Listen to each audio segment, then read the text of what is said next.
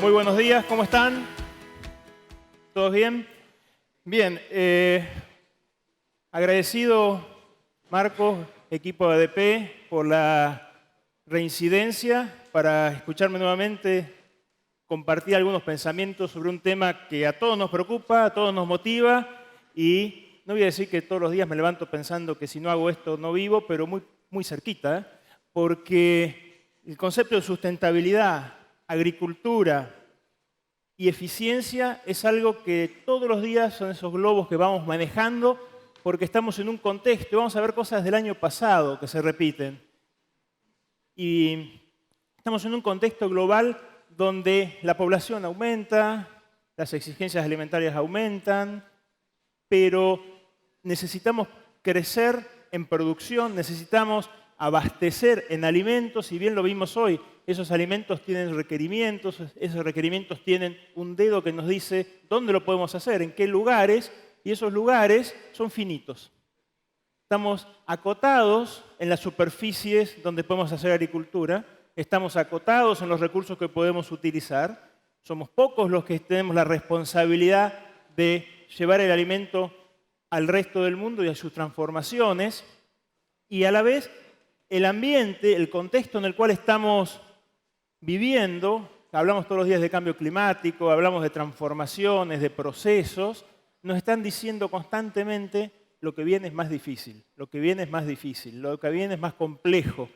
Y desde el ambiente hay una encrucijada, necesitamos más, pero tenemos menos recursos. Y desde la fisiología, desde el crecimiento de los cultivos, los procesos son lentos, porque tenemos que transformar millones de años de formación, de huella, en cómo un cultivo o una planta se transforma en cultivo. Y por lo tanto, nos estamos en el mundo, como diría el doctor Gustavo Schlaffer, de la tormenta perfecta. Una gran responsabilidad de producción, una limitada oportunidad de uso de recursos, pero tenemos que seguir produciendo. El año pasado dijimos que la intensificación sustentable es el pilar de la agricultura moderna. Intensificación, y no vamos a ir en detalle uno por uno de estos conceptos, pero sí acordarnos que cuando hablamos de intensificación y en la búsqueda del desarrollo de estos sistemas, manejamos permanentemente tres planos. La visión de largo plazo, hacia dónde quiero ir, cómo voy a ver el manejo y su impacto en la conservación de mi recurso, el suelo y el cuidado del ambiente. La visión de corto plazo, del ya. ¿Cómo hago para que en estos próximos 6 meses esa ventana de producción de ese cultivo sea lo mejor para mi empresa, para el ambiente y para mi visión? Y entre los desafíos que planteamos el año pasado, y del cual estoy muy contento porque los deberes que se hicieron en ADP fueron muy fuertes en avanzar en esa línea, es el diseño de sistemas intensivos también de conocimiento. No nos podemos quedar con lo que sabíamos, tenemos que desafiarnos permanentemente en conocer más. Que entendamos más la naturaleza, miremos más el paisaje, lo vimos el año pasado y lo vamos a ver repetidamente. La naturaleza nos gana por 10.000 o más años en diseñar sistemas productivos. Nosotros tenemos que aprender de ella y transformarlo con nuestras herramientas y saber que estamos manejando sistemas diversos, sistemas complejos y prepararnos a soluciones complejas. Hace una semana no más, pero reiteradamente a lo largo de los últimos años, un colega de mucho valor acá en Uruguay, Osvaldo Ernst, mencionó que los desafíos para producir cuidando la sustentabilidad de los suelos tienen dos componentes fuertes que son atender viejos problemas, es decir, mirándonos para adentro, mirando nuestro predio, mirando nuestro lote y mirándonos hacia afuera o como nos miran el entorno en el cual nosotros producimos, que serían los nuevos problemas, que siempre estuvieron, pero hoy los incorporamos como una herramienta de desafío profesional. Y si lo vamos a ver, hay una coincidencia. Las cosas se resuelven como nosotros las ejecutamos. Los sistemas se hacen sustentables, no por lo que nos dicen, no por lo que leemos, sino por lo que hacemos. Y en ese particular, tanto de lo que hacemos pensando en nuestro cultivo como lo que hacemos pensando en el entorno, aparecen los nutrientes. Y acá al agradecimiento a Osvaldo, porque él mencionó el tema de mi especialidad en las dos puntas y me da la oportunidad de trabajar en los dos. Miremos la producción y miremos el ambiente. Osvaldo también llegó a una conclusión importante. La situación actual estamos enfrentando en un escenario de limitantes de rendimiento, gracias Osvaldo, en la oferta de nutrientes. Los nutrientes limitan la producción.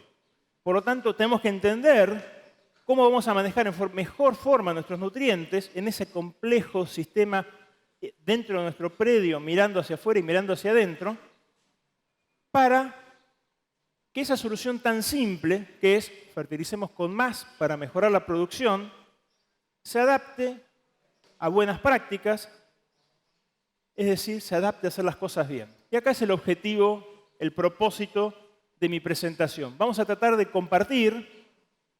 Yo no soy muy tecnológico, así que creo que ustedes lo van a lograr mejor.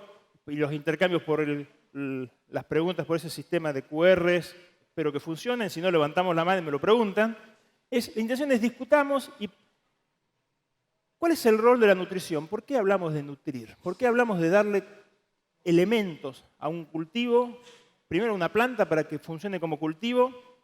¿Y cuáles son esas pautas o esas generalidades en las cuales tenemos que transitar y contemplar para ser eficientes, para hacer las cosas bien? ¿Por qué nutrir? ¿Por qué fertilizar un cultivo? Simplemente porque producir es transformar. Lo vimos el año pasado, lo conversamos. Producir es transformar algo muy abundante, la energía del sol, a través de la fijación de un elemento central, que es el carbono, en materia seca, y junto con ese nutriente, armar estructuras que después llamamos proteínas, ácidos grasos, composición mineral, que queda retenida o inmovilizada en esa estructura carbonada que logramos fijar del sol con la energía y del carbono que está en abundancia rodeando esa planta. Entonces, producir necesita elementos. Esos elementos, algunos son muy abundantes. Esos abundantes carbono, oxígeno, hidrógeno, no son nuestra preocupación. Eso hay y sobra.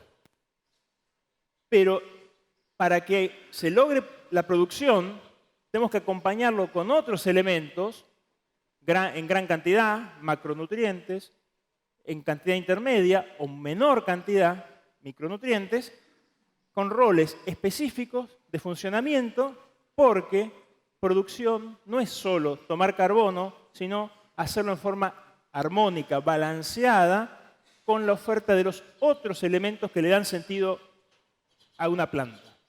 Y muchas plantas a un cultivo. Y muchos cultivos a un sistema. Y muchos sistemas a un propósito que es la producción agrícola para sostener la alimentación, la producción de fibras, las transformaciones energéticas. Entonces, acordémonos que el valor de la nutrición va más allá de la relación insumo-producto. Va a cómo sostengo la mejora productiva.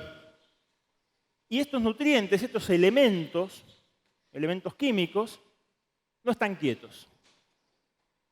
Algunos están en el aire, tienen que llegar hasta el suelo. Algunos están en el suelo, tenemos que administrar su liberación para que las plantas lo contengan.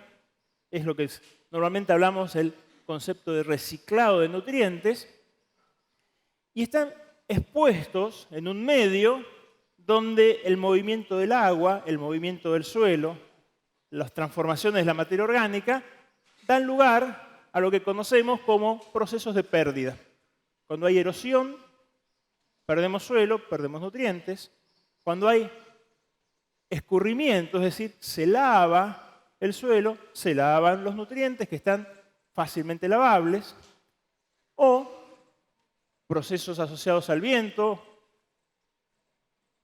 al movimiento vertical en el perfil del suelo, es decir, hay movimientos. Ese movimiento no es el que nosotros podemos regular en forma absoluta, sino con el cual convivimos.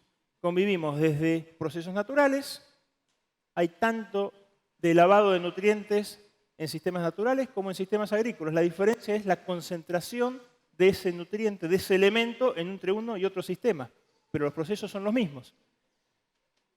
Y en esa complejidad del reciclado, los tamaños, es decir, la magnitud de estos procesos, hacia dónde se inclinan, si van a estar dentro del predio y transformados en producción, o estar fuera del predio y transformados en un riesgo, es variable.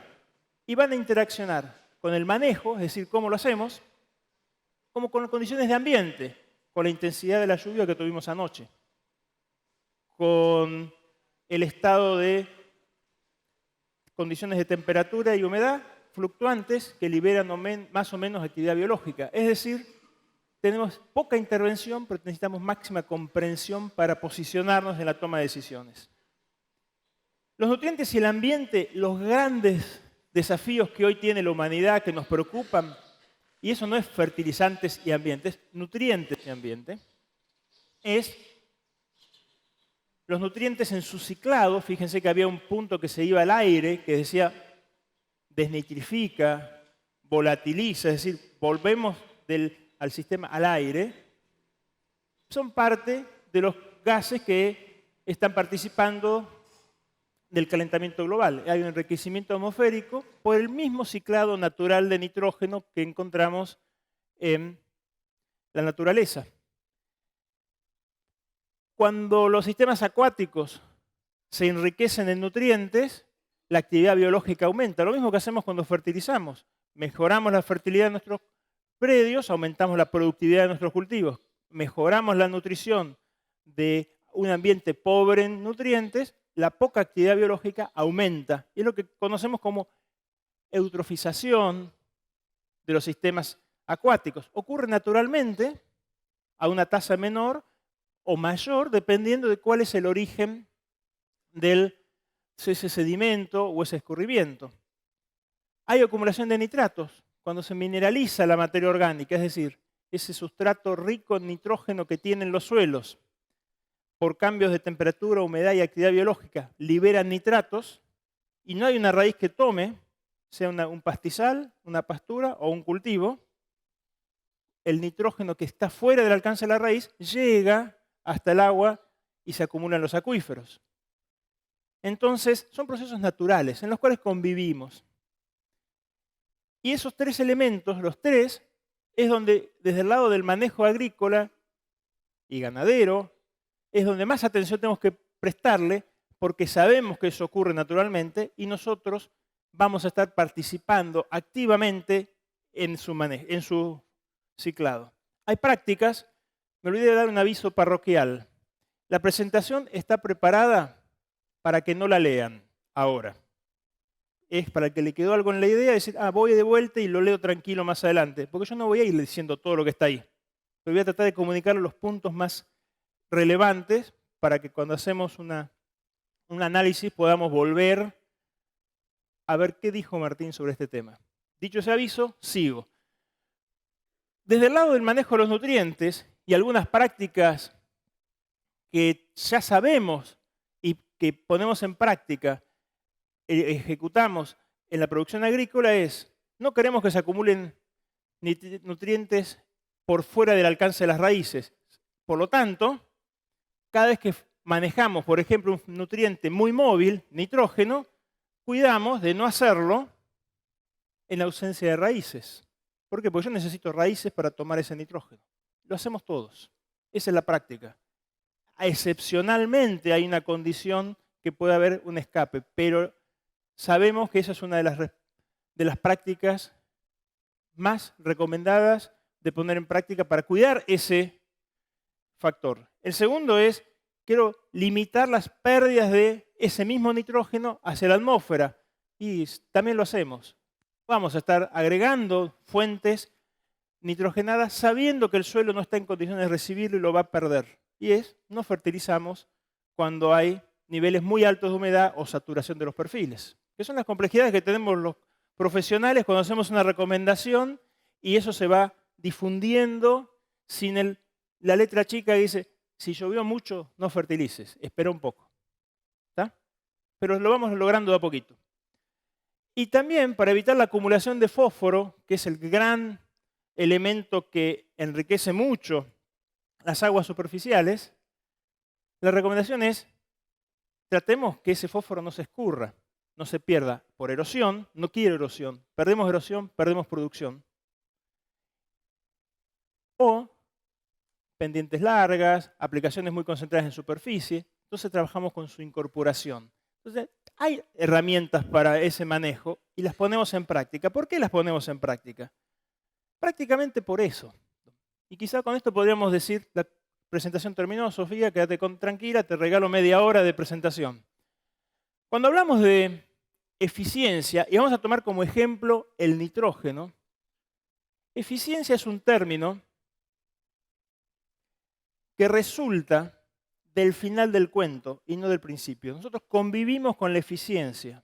Queremos ser eficientes. ¿Por qué? Porque sabemos que la eficiencia rápidamente es un cálculo de cuánto de ese nutriente sale de mi sistema en la producción, porque estamos hablando de eficiencia en un sistema productivo, cuánto de ese nutriente logré concentrar en mi producción, en mi grano de maíz que estoy cosechando, con respecto a cuánto nitrógeno incorporé para producir ese grano de maíz. Desde el lado de ustedes como productores y manejo de los sistemas de producción es cuánto me costó por tonelada producida en términos de nitrógeno. Simple. ¿Está? ¿Y qué es lo que ustedes buscan? Y que yo también busco en el diseño de un sistema de producción. Que me salga lo más eficientemente posible. ¿Qué quiere decir eso? Que las posibilidades de perderlo hacia el aire o hacia el agua, es decir, que salga de mi sistema y le pierda el control, ataca mi bolsillo. Ataca el bolsillo del cultivo, porque lo hace menos productivo. Y combinando todo eso, lo decimos, disminuye la eficiencia. Entonces sepamos que cuando hablamos de eficiencia tenemos dos formas de manejarlo. Cómo hacemos más producción con lo mismo, o cómo podemos achicar, ser más cuidadosos en lo que usamos sin alterar lo que producimos. Y sabemos, y lo vimos el año pasado, que cuando incorporamos más cultivos en los sistemas de producción, mejoramos la eficiencia de uso de los nutrientes. ¿Por qué? Porque le damos más chances a tener aspiradoras removilizando, ciclando, haciendo que el ciclo de los nutrientes ocurra donde tiene que ocurrir y no fuera del alcance de las raíces o del cultivo. Estoy leyendo de varias mentes. ¿Es posible trabajar en la eficiencia 100%? ¿100% de eficiencia es bueno? La eficiencia, tomado como un resultado final, es nada más y nada menos que una síntesis entre procesos, una síntesis entre toma de decisiones que involucran cómo manejamos la producción. Si queremos ser muy eficientes, una de las herramientas es, no hay nada más eficiente. La eficiencia tiende al infinito si la cantidad de nutriente que estoy usando es cero. ¿Se acuerdan de matemática? Cualquier número dividido cero que da infinito. Entonces, cuanto menor sea mi uso de nutrientes, más cerca del infinito estoy. Pero como hay producción, ¿se acuerdan que dije que el carbono va acompañado con otros elementos? Alguien está poniendo algo para que eso funcione. Entonces, cuando la eficiencia supera el 80-90%, semáforo anaranjado a rojo. Le estamos pidiendo demasiado al suelo, le estamos pidiendo demasiado a nuestro socio, el recurso natural, para sostener mi negocio. ¿Sí? Y eso no es sustentable. Lo podemos hacer un año, lo podemos acompañar al año siguiente porque fue ocasional, pero la huella que estamos dejando es una huella que deja una cicatriz que después no se arregla. ¿Dónde nos podemos posicionar? Sabemos que la producción es importante y que la eficiencia es nuestra forma de medir dónde estamos trabajando.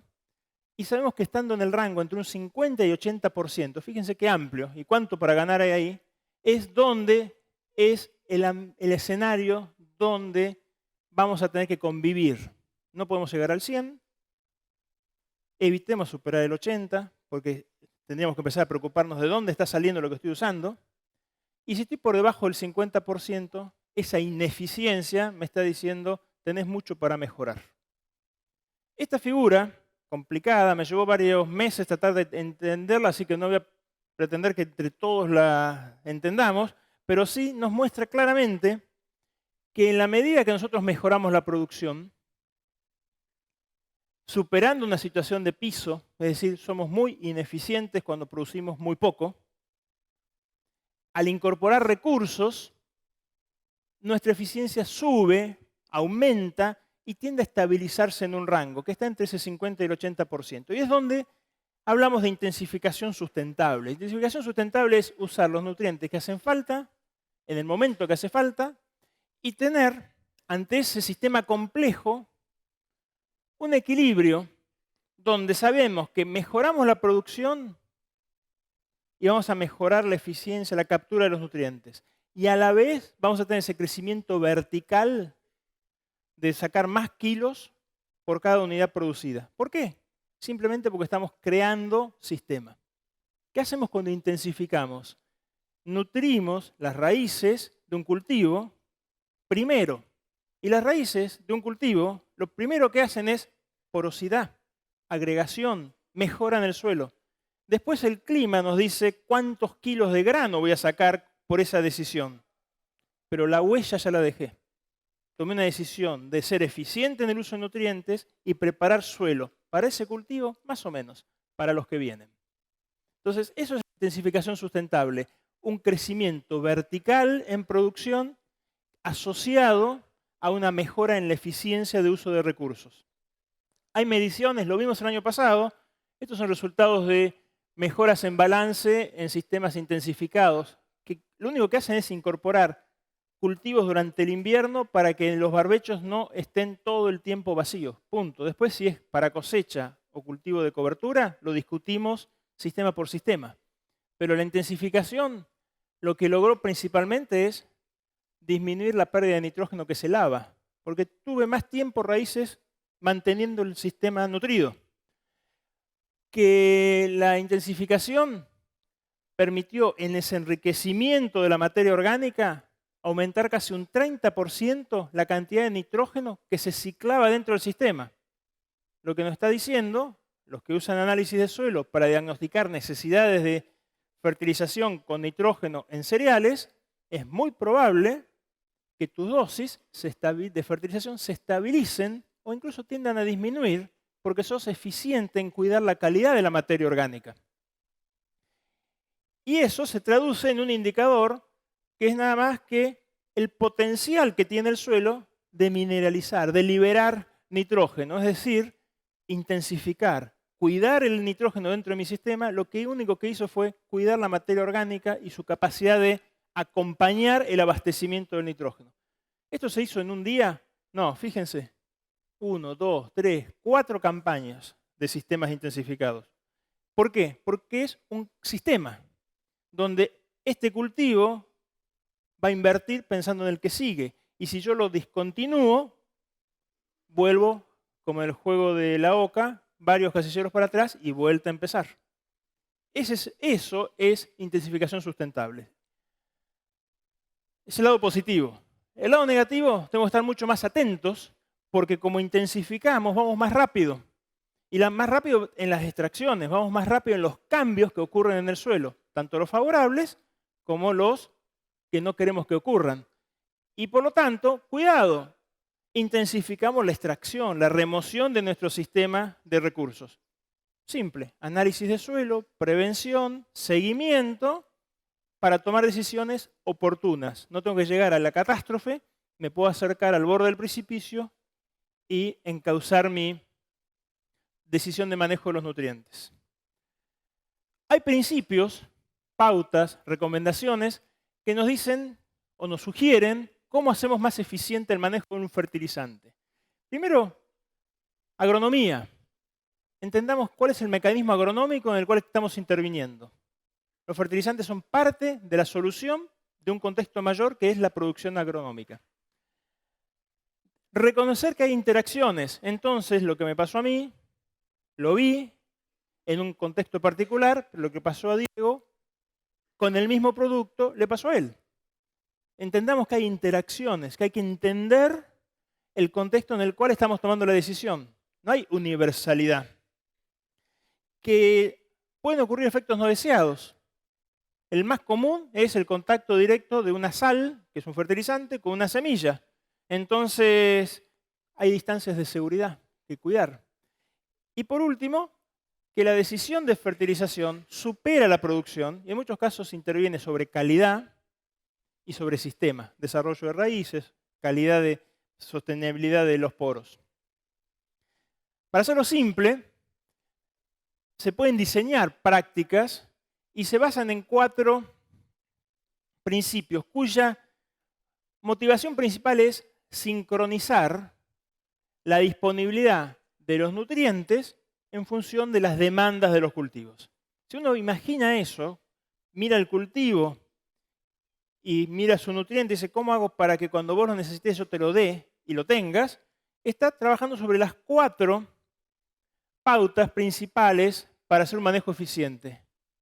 Elegir la dosis correcta, elegir el momento correcto, usar el lugar correcto y seleccionar la fuente correcta. Rápidamente vamos a caminar sobre todo esto. Sepan que esto lo tienen escrito, pues vuelven, lo miran tranquilos y demás. Pero para elegir la fuente, sepamos que es importante definir cuál es el nutriente que quiero corregir. O sea, la decisión de fertilización empieza después que le identifique el nutriente deficiente. No con el tengo este fertilizante y ahora qué hago. No, primero tengo que elegir cuál es lo que quiero corregir. Entender en qué suelo estoy trabajando, un suelo ácido, un suelo alcalino, porque la fuente va a variar en su recomendación dependiendo de dónde esté trabajando. Saber que hay interacciones, excesos de fósforo aceleran deficiencia de zinc, limitaciones de zinc hacen ineficiente la eficiencia de uso del nitrógeno, que las mezclas sean compatibles, que no precipiten, que no se llenen de agua, y otros elementos. Lo importante es acordarnos que a diferencia de un residuo de un cultivo que tiene nutrientes, a diferencia de un estiércol que tiene un poco más de concentración de nutrientes que los rastrojos, los fertilizantes manejan los nitrogenados, fíjense las diferencias en concentración, los fosfatados, las diferencias en concentración, los potásicos, las diferencias en concentración, son puntos calientes de aplicación de nutrientes, a diferencia de lo que es un cultivo. La naturaleza avanza lentamente porque maneja residuos y estiércoles, que son fuentes de moderada concentración. Los fertilizantes son puntos de aplicación. Entonces, tenemos que visualizar el manejo de la fertilización en ese gránulo que estamos usando y cuál es su dinámica para hacerlo más eficiente. En eso nos ayudan las plantas. Hablamos de nutrición balanceada, el ejemplo más simple es en la soja, un cultivo que toma nitrógeno del aire, lo fija cuando no está en el suelo, y esa fijación, esa nutrición nitrogenada, depende de su crecimiento. Y por eso todos ustedes usan inoculantes. ¿Por qué? Porque tienen que asegurar que el proceso de tomar nitrógeno del aire sea eficiente. ¿Aporta? Y claro que sí. Es un trabajo con nitrógeno marcado que nos muestra en un ambiente muy variable de escenarios productivos que el hecho de inocular equivale nada más y nada menos que a un aporte real incorporado en las plantas de 20 kilos de nitrógeno. Ah, eso no es nada. ¿Cómo que no es nada? Son los 200 kilos de respuesta que da la inoculación y que hace que el cultivo no se vea limitado en todo su ciclo, en lotes rotados, con soja, para poder producir. Y que eso funciona siempre y cuando la nutrición con fósforo no sea limitante. Se habrán escuchado en muchas ocasiones, las hojas modernas no responden a la inoculación, hay que fertilizarlas. No, no hay que fertilizar, hay que darle de comer bien. Si ustedes corrigen adecuadamente fósforo y le dan condiciones de crecimiento activo, la fijación acompaña porque es inherente al proceso natural de una leguminosa para vivir.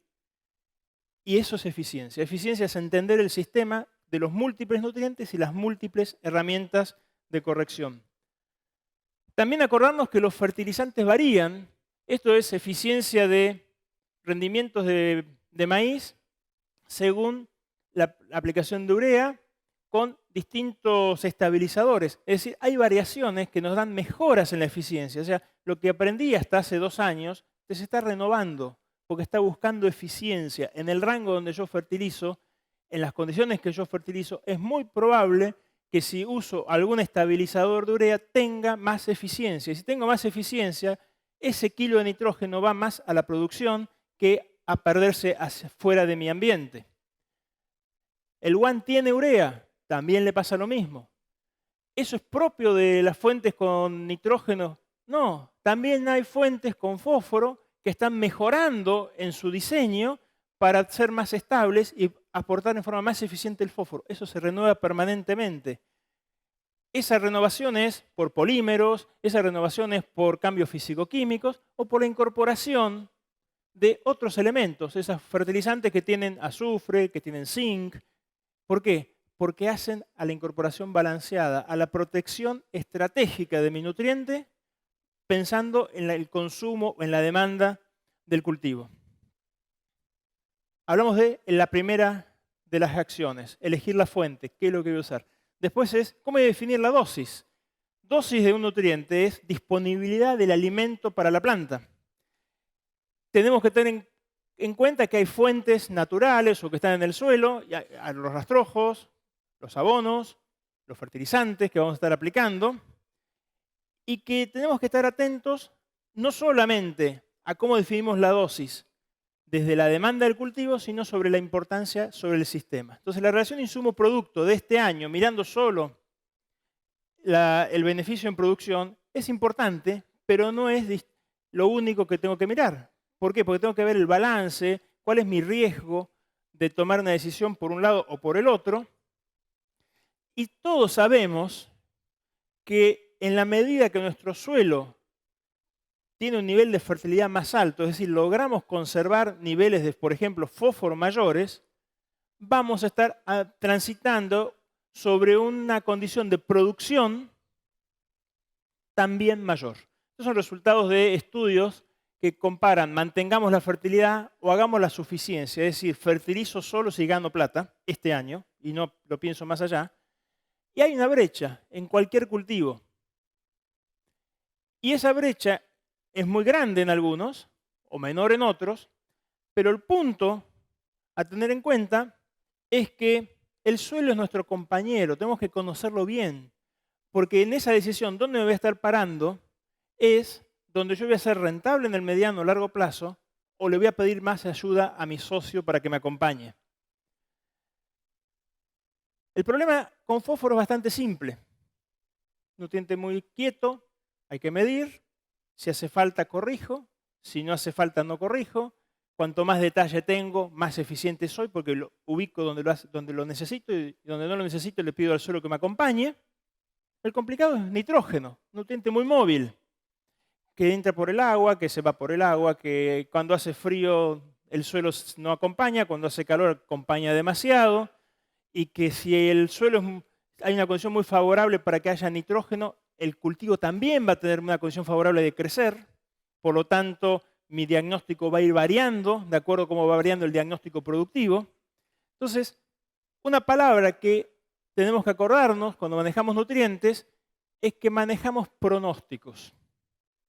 Y lo mismo que el pronóstico climático, y anoche cuando estábamos por comer el asado, todos estamos mirando distintos pronósticos y todos llegamos a la misma conclusión, me parece que va a llover, ¿sí? Pero apareció uno y dijo, pero va a llover más tarde. Cuando manejamos dosis de nitrógeno, usen muchísimos pronósticos, no usen uno solo. Pronóstico en fertilidad significa imaginarme el escenario productivo de distintas formas y tomar mi decisión de dosis. ¿Por qué? Porque no tenemos un libro único de cómo calcular la dosis. Lo importante es saber que tenemos que tener pronósticos que integren análisis de suelo, expectativas de producción, riesgo climático, relación insumo-producto, que eso va a ir variando, y ahí vamos a trabajar sobre la dosis. Eso es manejar eficiencia. Cuando vemos estos mapas de variabilidad espacial o mapas de cosecha, automáticamente decimos dosis variables, ¿sí? La eficiencia del manejo de nutrientes no pasa por usar dosis variables, pasa por usar diagnósticos inteligentes que interpreten que nuestro sistema productivo está parado sobre un escenario de variabilidad. Entonces, el punto de partida de hacer más eficiente la decisión final, use dosis variable o use dosis promedio, es partir de una caracterización de la estrategia entendiendo esa variabilidad. Incorporar un punto no representativo en un muestreo de suelo, solo para que sea un promedio que incorpore un dato más de mi lote, es perder la oportunidad de hacer un diagnóstico eficiente. Los diagnósticos eficientes se concentran sobre áreas lo más uniformes posibles y representativas de mi objetivo productivo. Mezclar y sacar un promedio es tener un dato que no le sirve a nadie. Tener mucha información de la unidad representativa de la producción es el primer paso para trabajar sobre dosis, expectativas productivas y estrategia de fertilización. Pasamos ahora a ver el momento. Estamos en problemas, Sofi, ¿eh? Acá dice 4 minutos. Y me hicieron trampa porque venía más lento.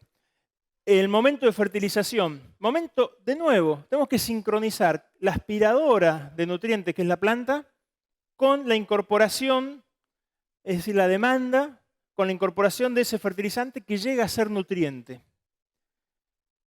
Acordándonos de algo, esto es trigo, esto es maíz, en la medida que el cultivo crece, semanas, la línea verde en este caso, o esta que tiene la pelotita, es materia seca, va creciendo, no dije nada nuevo. Pero las líneas estas de puntos es cómo fue la acumulación relativa de los nutrientes con respecto al máximo que consumen.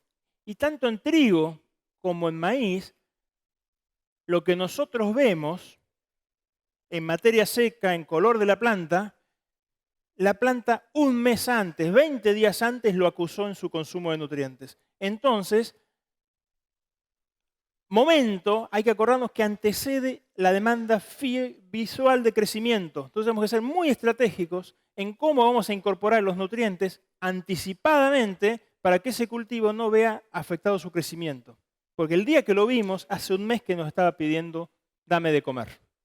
Y llegamos tarde. Eso se usa, modelo de recomendación para manejo de trigo. Y algo que no es menor, los nutrientes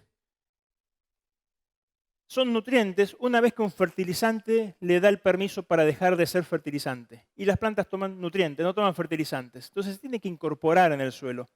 Acordémonos que fertilizar es aplicar el fertilizante. Y nosotros estamos manejando nutrición si queremos ser eficientes. Donde nuestro principal aliado es la lluvia o el agua del suelo si clavamos el fertilizante en el suelo. Eficiencia es sincronizar la dinámica del agua, donde está el gránulo. ¿Se acuerdan que les dije que vamos a reducirnos a pensar como el gránulo del fertilizante? Donde está el gránulo en función del agua, porque eso es necesario para que pase de fertilizante a nutriente. Y por último, la ubicación. ¿Por dónde ingresan los nutrientes mayoritariamente? ¿Cuál es el órgano principal de la planta que vamos a considerar para que el cultivo se nutra, se alimente? La raíz. Entonces, la búsqueda de la eficiencia es cómo acompañar la incorporación a través de las raíces de ese nutriente. El caso más emblemático, el más importante es fósforo, un nutriente poco móvil, por lo tanto las raíces tienen que acercarse hacia ese gránulo de fertilizante, hacia ese punto de alta concentración del elemento, si buscamos eficiencia. Cualquier desvío nos lleva a la ineficiencia. Y ahí empezamos a discutir. Bueno, ese desvío en un suelo arenoso, ¿lo podemos tolerar? Sí, si no hay pendiente, no si hay pendiente. En un suelo arcilloso, ¿lo podemos tolerar? De ninguna manera. Tarda muchísimo en que esa planta se entere que habías enriquecido el suelo con fósforo y lo que vas a hacer es poner un escenario de mucho riesgo de pérdida por lavado, por escurrimiento o de erosión. Entonces, la eficiencia pasa por acerquemos el nutriente lo más posible a que las plantas lo puedan capturar.